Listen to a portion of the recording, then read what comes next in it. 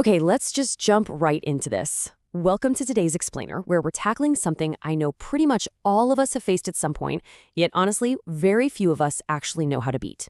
I want you to picture the scene. You're walking into a massive exam hall. The stakes? Absolutely sky high.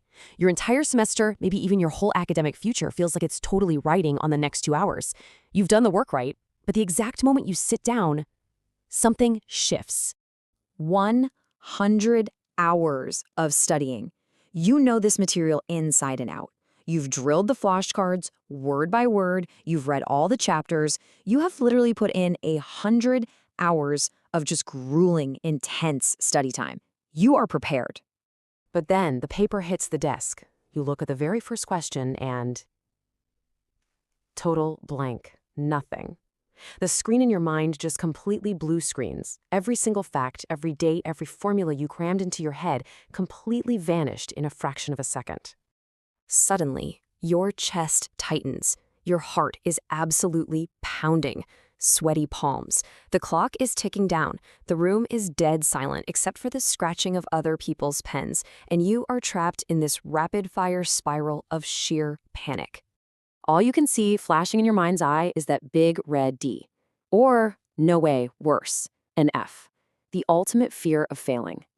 But here is the absolutely crucial point I need you to take away from this opening scenario. If this has ever happened to you, it's not a smart problem. You're not lacking intelligence. What you're experiencing is actually a focus problem, and it is completely biological. Let's actually slow down the pace for a second and look at the hard science behind this. What you're going through is called a survival loop. What's fascinating is that our brains don't actually learn or perform in marathons. They perform in sprints. So when you're under intense mental pressure, your amygdala, the fear center of your brain, completely hijacks your system. It triggers your basic survival instinct.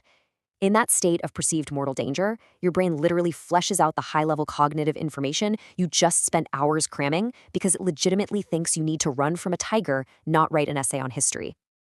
Okay, take a breath with me, just a long, calming exhale. There's this incredible proverb from Zen Buddhism.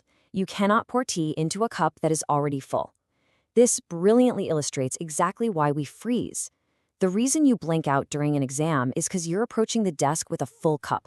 When you walk into that hall, utterly obsessed with your grade or paralyzed by the fear of failure, your ego has filled your mental cup right to the brim. Because the cup is already full of anxiety and pressure, there's absolutely no room left for the actual information to flow in or out. To fix that, we can look at a technique known as the Olympic breath ritual, which relies on something called Vagal Tone. Now, this isn't just taking a deep breath, it's a highly specific 60-second physiological state management trick. And it turns out this is the exact secret elite athletes and high-performing students use to unlock their cognitive flow. It effectively stops the amygdala from hijacking their memory, even when the pressure is completely maxed out. So how do we actually do this? To fix the survival loop, we've got to completely reframe how we operate. We need to treat studying and testing not as this terrifying chore, but as a structured ritual. The Olympic breath works in 3 distinct steps. Number 1, the 60-second reset. Number 2, the focus statement. And number 3, the mental anchor. Step 1, the 60-second reset. This right here is your immediate first line of defense. Before the exam even starts, or like the exact millisecond you feel that panic starting to rise, you need to pause, close your eyes, and take an incredibly slow breath. And while you do, you say to yourself, I don't need to know everything, I'm just here to learn and show what I know. By repeating this simple phrase, you're lowering the stakes, you're removing the ego entirely. This tiny conscious change physically flips your brain right out of panic mode and squarely back into performance mode. It's a total game changer. Step 2, the focus statements. Now, this is a technique famously used by the highest performing students in Japan. They don't just open the exam paper and start wildly writing. Instead, they isolate a specific objective. You whisper a focus statement to yourself exactly like this.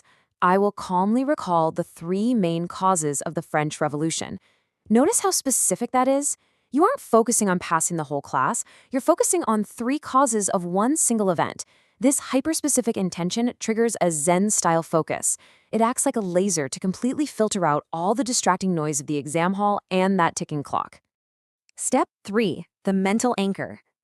Okay, so you've calmed your body, you've focused your intention, and now you actually need to retrieve the information. Here's the secret. The brain is incredibly efficient at holding onto vivid images, way more so than abstract words. So if you're struggling to remember a complex biology concept, let's say the mitochondria, don't search for abstract words in a textbook. See a literal factory inside a biological cell with bright glowing sparks flying right out of its smokestacks. Linking the biological term to this intense visual anchor while maintaining your vagal tone ensures the information is instantly unlocked from your memory. And honestly, this brings us to the core philosophy of this entire explainer. There's a massive trap most students fall into, which is trying to outgrind their anxiety by simply studying more, stressing more, and panicking more.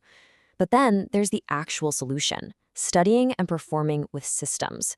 Your true value as a student is in your growth, not a single test score.